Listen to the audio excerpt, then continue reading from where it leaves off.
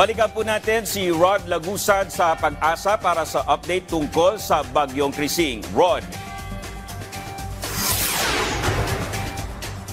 Dominic, napanatili ng Bagyong Krising ang lakas nito na nasa dagat pa rin sa silangan ng lalawigan ng Aurora.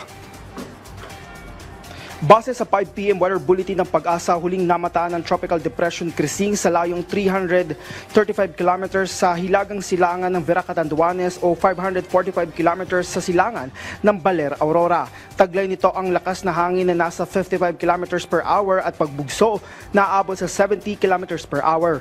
At kumikilos sa direksyong kanluran, hilagang kanluran sa bilis na 30 kilometers per hour.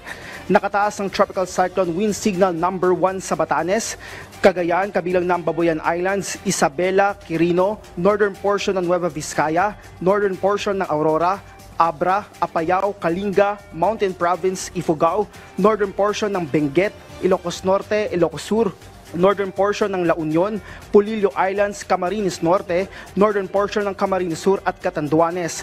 Patuloy na kikilos ang bagyo sa direksyong hilagang kanluran sa susunod na 24 na oras. Tinitingnan din ng Pag-asa ang landfall scenario sa mainland Cagayan bukas ng gabi o ngayong gabi. Matapos ito ay kikilos naman pakanluran at dadaan sa hilagang bahagi ng Northern Luzon hanggang sa makalabas ito sa Philippine Area of Responsibility Sabado ng hapon. Ayon sa Pag-asa, inaasahan na maaabot ng bagyo ang tropical storm category ngayong gabi o bukas ng madaling araw. Patuloy pa itong lalakas hanggang sa maging isang severe tropical storm Sabado ng umaga o hapon. Mula rito, hindi naman inaalis ng Pag-asa ang posibilidad na lumakas pa ito habang nasa Philippine Sea at una nang maging severe tropical storm bago pa tumama sa kalupaan.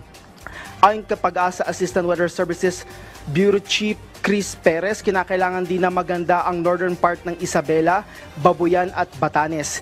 Base naman sa 24-hour public weather forecast, patuloy na nakakaapekto ang hanging habagat sa kanlurang bahagi ng Central at Southern Luzon, kanluran at central section ng Visayas at Mindanao. Inaasahan naman na makakaranas ng red rainfall warning ang Cagayan, Isabela at Catanduanes simula ngayong araw hanggang bukas ng hapon. Orange rainfall warning naman sa Apayao, Kalinga, Quirino, Aurora, Quezon, Camarines Norte at Camarines Sur. Yellow rainfall warning naman sa mga lalawigan ng Ilocos Norte, Ilocos Sur, La Union, Pangasinan, Abra, Mountain Province, Ifugao, Albay, Sorsogon, Masbate, Northern Samar, Eastern Samar, Samar at Biliran.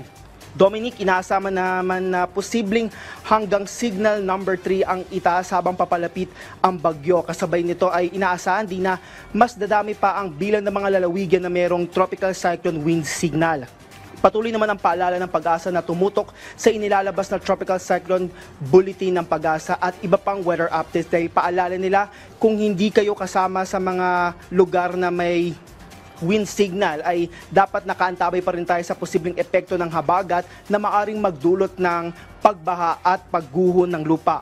As of 5 p.m. naman, nakataas ang yellow rainfall warning dito sa Metro Manila, kabilang ng ilang bahagi ng Central at Southern Luzon. Susunod naman na maglalabas ng Tropical Cyclone Bulletin ang Pag-asa mamayang alas 11 ng gabi. At yan muna ang latest mula dito sa Pag-asa. Dominic? Alright, maraming salamat, Rod Lagusan.